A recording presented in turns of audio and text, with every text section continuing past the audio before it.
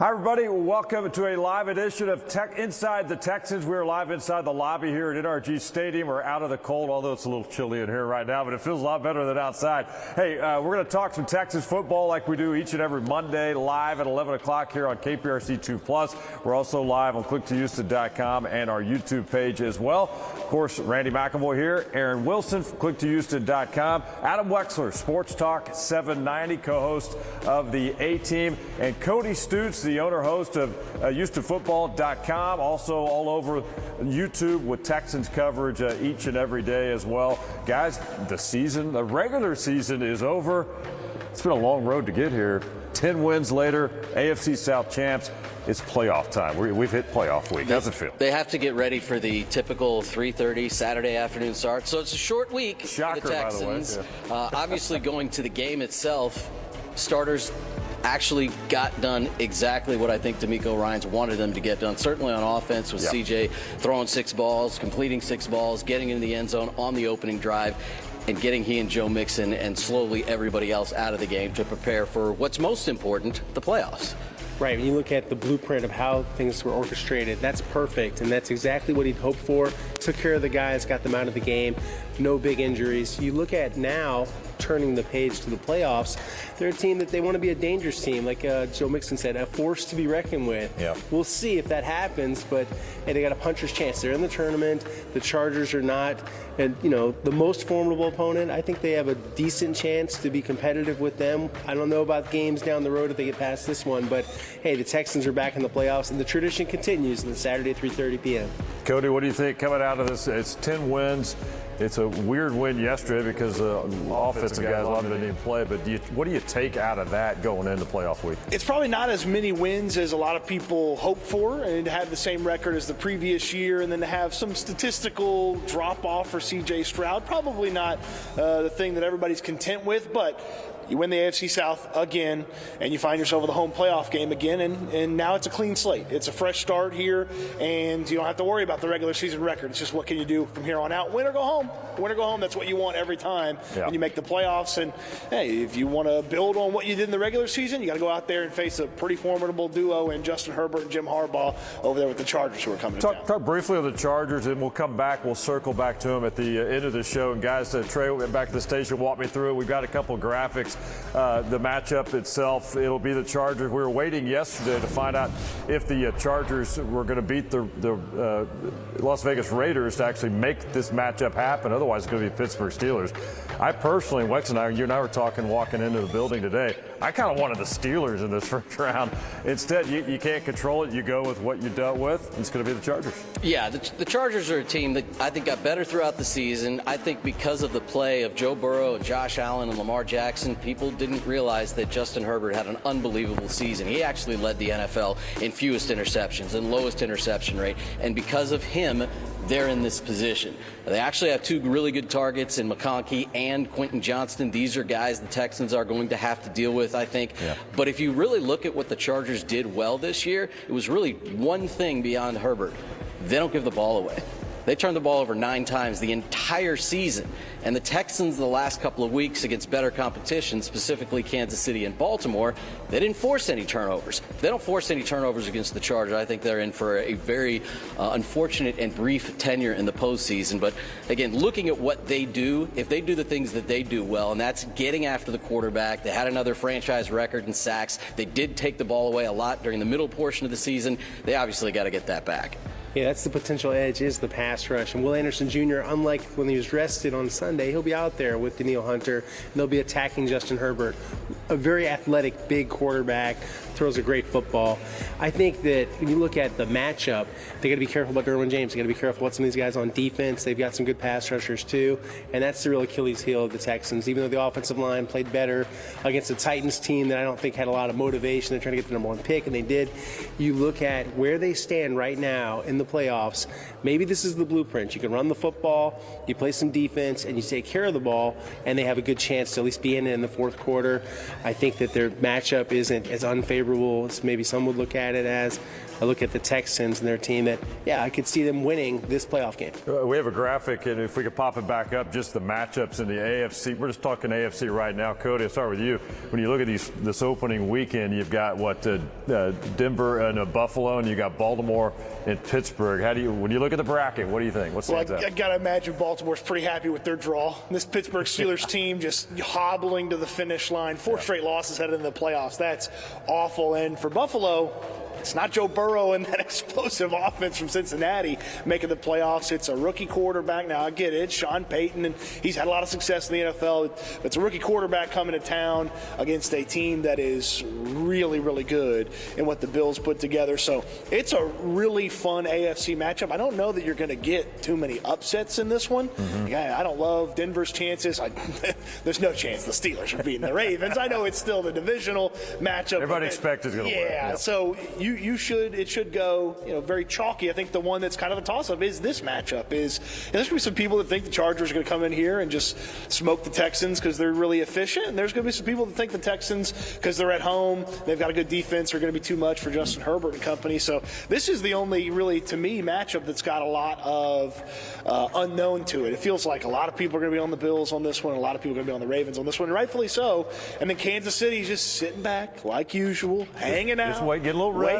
Waiting to see, Kelsey's probably on vacation with Taylor Swift somewhere right now. They're just kicking back, feet up, relaxing. There as you go. usual. Got to wait a little bit. And I want to get into the Texans here in a moment. We have some sound, though, we're going to run from the locker room. Aaron, I know you talked to some of the guys in the locker room yesterday there after the victory by the Texans. I believe, guys, we've got locker room reaction, and C.J. Stroud will follow that from the podium. Take a look. We're proud of all our guys. Proud of our guys for back-to-back 10-win seasons, finishing undefeated on the road in our division. Clicking on offense, rolling, great momentum heading to next week. I feel like we needed that home field advantage. There's no better feeling. Just want to keep saying this, keep trending upward. And, pretty much we just came out there and executed the game plan. Everybody was cheering for their teammates, turned up for them, bro, and all that energy, bro, that shit is infectious. You know what I'm saying? And I think it carried throughout the whole team, and I think we're going to need that throughout the playoffs. We enjoy being around one another, so just the opportunity to be around one another is definitely just amazing because, this year has been a lot of ups and downs, but we've always stuck together. Every obstacle we face, we always, just mesh well more, and we just come together in those moments. And, it kind of just showed right there in that game, just seeing some of the younger guys play or some of the guys who really don't get ops, but also, DB getting a touchdown, just those moments are fun. Those adversities and those them hard times definitely, build those calluses. And, we've played really well against some of the best teams in the league and just haven't finished the right way. So, I think we give ourselves our best op by just playing Texan brand football. And so, those trials and tribulations definitely are going to help, in my opinion. Really just, every play matters. It's really the same even during the regular season. It's just, it's more amped up definitely during playoffs just because guys are playing harder. It's a lot on the line, and the main thing is just every play, not going forward, not taking anything back. But even when things happen, just staying positive. That's something that I learned from last year.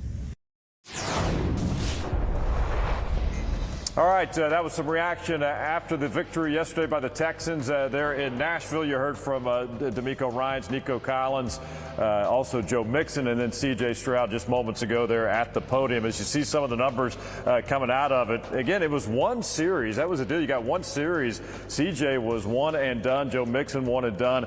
But it was a really nice series, that opening series that they really needed, I think, from a mental aspect to say, hey, we can get back on track, have a little success. You see CJ was 6 for 6 for 50 yards, and we'll get to David Pierce in a moment. But how big was that opening series in y'all's opinion? Wex, we'll start with you. that opening drive, you march it down, you get the touchdown. Playing with fire a little bit, D'Amico Ryans. Let's send out the starters so we can get some good vibes. Well, what if you don't get them? Do you keep them out there? Do you continue with them out there? Because you got to have guys healthy. No matter what you do against the Titans in Week 18, if you don't have a healthy team for the postseason, that's all that really is going to determine whether or not you're going to advance. So they were playing with fire, and then they played with fire because they were awesome. 6 for 6. You got the big run to open up the drive from Nico. You got Joe Mixon going. Now, Joe got his workout in because of Dameon Pierce chasing him down the sidelines. But what I actually think they came out of the entire first half is what they should be doing this game against the Chargers. First time all season we've seen that offensive line combination. Saturday afternoon at 3:30 should be the second time this season we see that offensive line combination. You got 2 new guards in there. Now Howard's inside permanently. Juice Scruggs bumps over to the other guard position. Jarrett Patterson at center. And Fisher and Tunsil, that's the lineup. That's the lineup they have to go with. That's what I think they actually got out of this game. Personally, there are probably some good feelings for the players. I don't know how much the team should really feel good about beating a team that has the #1 pick in the draft. This division, killing it. One team to the playoffs every year for the last 4 years, and now yet another team in this division is sitting at the top of the draft. And luckily, it's not Houston battling for that anymore. 2 straight years with this group. D'Amico, CJ, Will Anderson. This is where they ought to be. You look at the opening script from Bobby Slowick, who actually has a Jets interview request among many other guys. I'm not expecting him to be the Jets' next head coach, but at least he's getting an interview. I thought that he did a nice job of drawing it up. This was really a game plan where they're employing their best weapons, getting Nico Collins touches, getting C.J. Stroud into really manageable throws, and the offensive line and protection was there.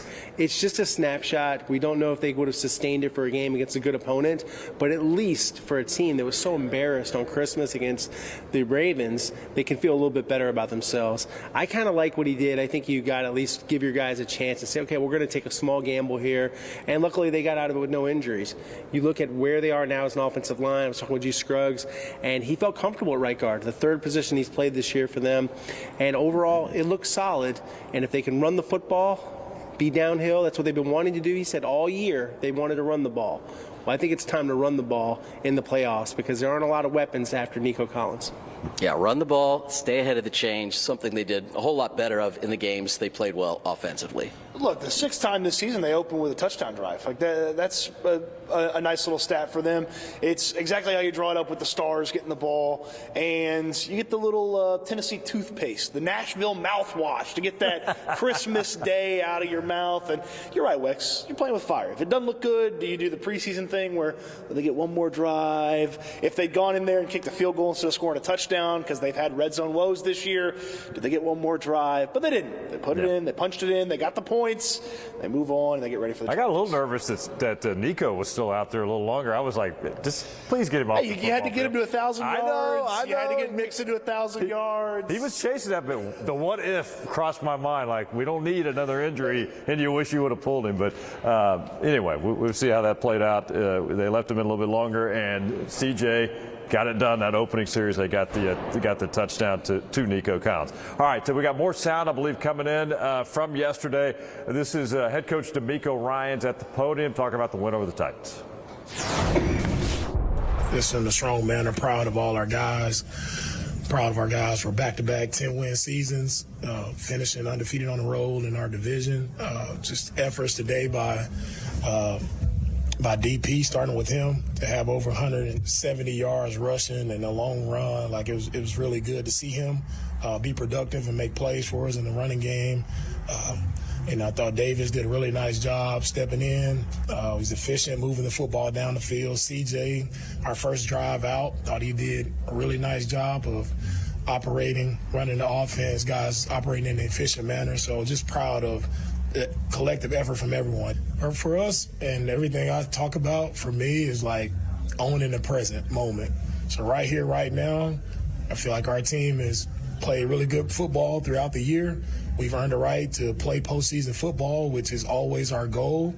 And we're excited for whatever opportunity comes next, whoever will play. Not sure who that'll be yet, but I'm so proud of our guys for the effort, the mindset, the way they work to put us in a position where we are now. Very proud of this team. When you see our sideline in the game, no matter who's in, when they're in, like, everybody's still locked into the game, and they're excited to see their brothers go make plays. Like, that's what our team is about. We have a tight football team, right? We have a special bond, special team, and that's what you see. That's why you see our sideline operate the way they operate. They like to have fun, like to see other guys making plays, and it's exciting. And that's what football is about, and that's what our guys are about.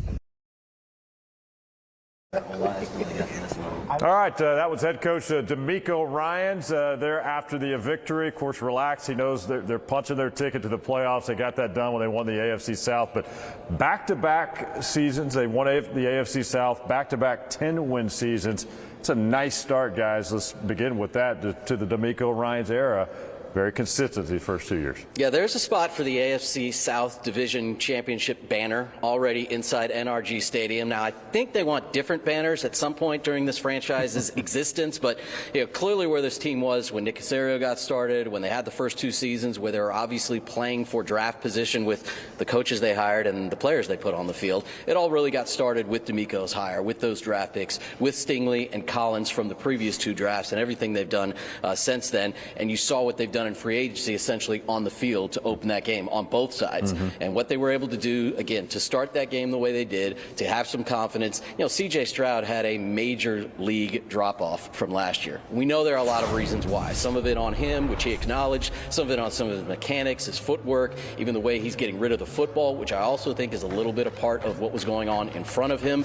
But he needed that. I think he absolutely needed that. The 3 weeks of having game after game after game, 3 games in 11 days, that's one other thing that might actually play into the Texans' advantage, even though they have a short week, so to speak, with just a 1 less day. They got all that rest after the Baltimore Ravens game. Going into this last game, you have most of your starters resting. You had Will Anderson not playing at all. So a little bit of good vibes. I think a lot of what they wanted to accomplish, get back to 10 wins, win this division again. They fit in with the rest of the playoff group, quite honestly. It's not as, oh my God, how did the Texans get here? The division's so bad. Well, it is bad, but I do think the Texans are in the same group as the 3 other wild card teams. You got a 10-7 team in Denver, a 10-7 team in Pittsburgh. They, of course, get the 11-6 team, but just like last year, they host because they won the division. They play against a team that has a better record than them coming in, and the opening line says the Texans are dogs at home in the playoffs. Yeah, it's a 3-point underdog, and basically it's pick 'em for the 3 points, and then you look at where the Texans are, and people have some legitimate questions about them. You look at the Ravens game; they laid a big egg on that one. They are a team that really does need to harness some of the early season flash we had, even without Stephon Diggs and no Tank Dell. They've been depleted. They got to hope that Deontay Johnson, that's the start of more, made a couple of catches. I look at the offense, and I think that's where my biggest questions are. Are they ready for the postseason? I like the new offensive line configuration okay. I think Juice Scruggs looked all right at right guard. I worry about the lack of production from the tight end position and just having enough weapons. I mean, they're going to drift Derwin James and people over to account for Nico Collins. You face better and better teams, and you're facing a coach in Jim Harbaugh with so much big game experience and success. He's been in this arena many times, so it is a tough matchup.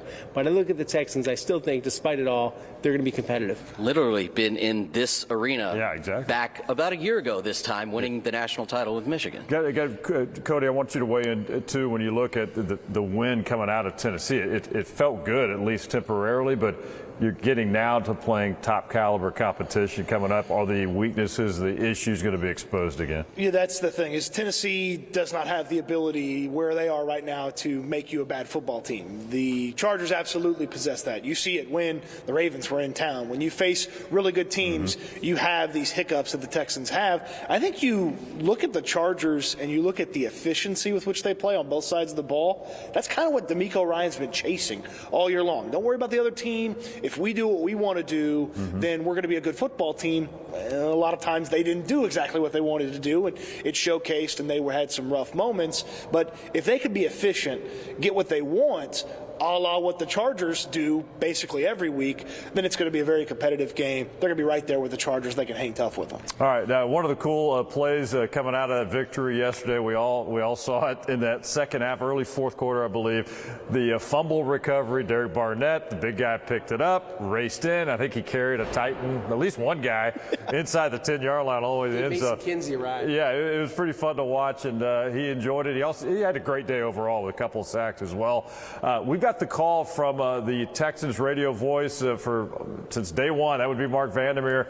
Here's the call of that play from Vandy, so listen in, enjoy this, and we got some sound from Barnett as well when Aaron spoke with him in the locker room. Take a look. Fumble here as it's chased down by Barnett at the 30, 25, 20, 15, 10. Barnett still going at the 5, taking people with him all the way to the end zone. Barnett does it again. His second. All right, that was Derek Barnett. You see the celebration as well. Once he found the end zone, all his teammates high-fiving him and hugging him and enjoying that success there on that touchdown on the fumble recovery. And then after the ball game, after the victory, Aaron Wilson in the locker room talking with Barnett. We always practice the ball on the ground, pick it up, even if it's incomplete. So sorry, man. I thought you were going to go right to the sound out of the Nats. I thought you were going to. So, I mean, it's fun. Just trying to finish the season on a good note and get ready for the real season now. So just trying to finish the last game on a good note. All right, that was Derek Barnett. He didn't say a lot of words there in the locker room, but he made his point. You could tell he had a good time there. Great scoop and score, and he says he's got that running back background. I can see that. Maybe they should put some plays in for him. Let him carry the football. Love the awareness, and for him to have such great balance and get in there and just give Mason Kinsey a ride. What a fun play to watch. He's a really, really underrated defensive end. Great acquisition middle of the year last year. And the key to that play, honestly, was as soon as the ball hit the ground, he buried the receiver who they tried to get the ball to so he'd have a clean look at it. And then it was a fun ride the rest of the way. Hey, here's a fun stat, but also not a fun stat. Derek Barnett, 2 touchdowns this season. I know, man. That's How about that? Here's the not fun part. John Mechie, Robert Woods, Xavier Hutchinson, and Cade Stover combined this year. Two touchdowns. Ouch. So fun stat, but also not a fun stat. All right, we'll see. Maybe that'll improve this weekend. We'll see what happens. Hey, we're going to take a quick break. When we come back, we'll wrap up the show, but we'll talk a little bit more about this matchup against the Chargers. Again, it's coming up Saturday afternoon, 3:30 kickoff right here at NRG Stadium. We'll take a quick break here on Inside the Texans. We're live from NRG Stadium. We'll be right back. All right, we're back live here at NRG Stadium on Inside the Texans, and we're counting down because the playoff week is here. Texans fresh off that victory over the Tennessee Titans. They're back from Nashville. They got back last night. Now the preparation begins for the Chargers, and it starts right here at NRG Stadium, guys. Saturday, 3:30 or so kickoff to get this playoff run started, and it's all about getting 4 games in and try to get yourself to the Super Bowl. But they're facing a really good Chargers team. We're taking a look now.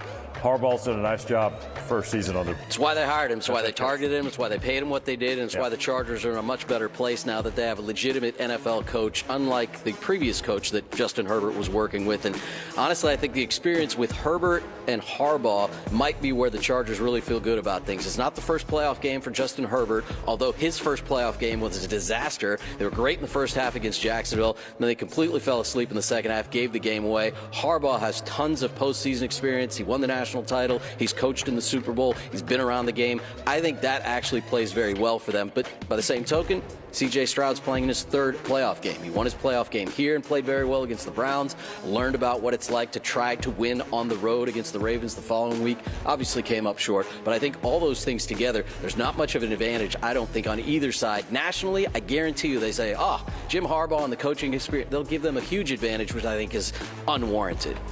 Look, this is a Chargers team that's tough. Harbaugh kind of erases some of the Chargers choke history that they have in the playoffs, most notably the one against Jacksonville.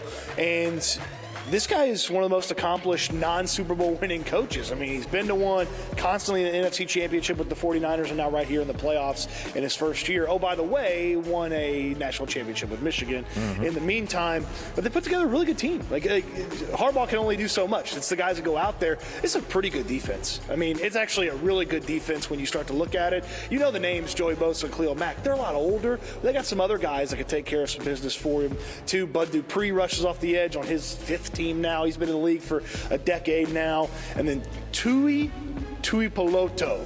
Is there actually last night? I was like, how do you pronounce that? I can't spell it. Second-year player. He's their sack leader, actually. Yeah, he is. More than Bosa. Half, more than Bosa, more than Mack. Yeah. And then Derwin James, Aaron's mentioned him a couple times. Right. They can do a lot with that defense. About middle of the pack from a quarterback pressure standpoint, but they are efficient. When they do get to the quarterback, they turn it into sacks almost at the same rate that the Texans do. This is a really good defense. They can get after the quarterback. Of course, that's where the Texans have lacked most of the year. We've got about 2 minutes left. Let's get to the offense. They're going to be facing this Chargers defense. What are some keys offensively for CJ, this O-line? You got Nico, but of course, we've talked about some of the issues they have right now with the injuries. Can't allow the free rushers, and these guys are more than capable of finishing, like all those gentlemen he mentioned. Those guys are great football players. You look at the offensive line, they cannot fail to pick up the stunts. I think a lot of this is going to come back to the offensive line, and then they got to run the football. And there's a matchup, a familiar name, Denzel Perryman, former Texans linebacker, good run stopper, tough guy. Joe Mixon's got to win his matchups, beat him one-on-one, truck him a few times. They've got to soften that defense up with some good runs. And then CJ, if he takes care of the football, they got a chance. The Tua, you mentioned him. He was actually also here in Houston last year as one of the Lombardi finalists, talking about his future in the NFL. He landed in an unbelievable spot. This team is solid, is probably the best word. The turnovers that they have not given away, the fact that they have 9 giveaways, I think that's what sets them apart. But they don't rate highly here or there. They don't, I mean, other than points allowed, they're the best in the NFL. And that is a big deal for the Texans, who obviously I feel like they know they got to put some points on the board to win this game at home. All right, we got about 45 seconds or less. Gut feeling right now. I know it's only Monday. We got all week to get ready for this game. Gut feeling Saturday. Results going to be what? Are the Texans calling it a year, or are they moving on? Oh, I got to go first? Okay. I like the Texans. Late score, get this done. I think there's still just Supernova CJ is still there. Like, he can take it to a whole nother level. I like the Texans. Real close Texans. Well, the Texans won one game against the playoff team this year. That was here against Buffalo. They won it late. I think the same exact thing is going to happen against the Chargers. Yeah, the Texans are 1-5 against teams with winning records this year. I look at this Chargers matchups a little bit differently, and I think maybe the Texans play better this time than they have and what we've seen over the past month, and they win by a field goal. Not super confident in it, but that's my gut. All right, I'm going to go with the home team as well. Texans in a close one. I think they're moving on. Looks like I think it's going to be a round 2 at Baltimore. I think they're going back to Baltimore. What a shock. The show emanating from inside NRG Stadium. Big All 4 of us shocker, picked right? the Texans. Hey, good stuff, man. As always, guys, we appreciate you hanging out live with us. We got D'Amico Ryans coming up at 11:30. Get Cody Stoots. Cody, thanks, man. HoustonFootball.com. Check it out on his YouTube. Adam Wexler, Sports Talk 790. Aaron Wilson, our insider for Click2Houston.com. So long for now. Coverage all week. Hopefully we'll do it again next Monday on Inside the Texans, live again here on KPRC 2+. Have a good one, everybody.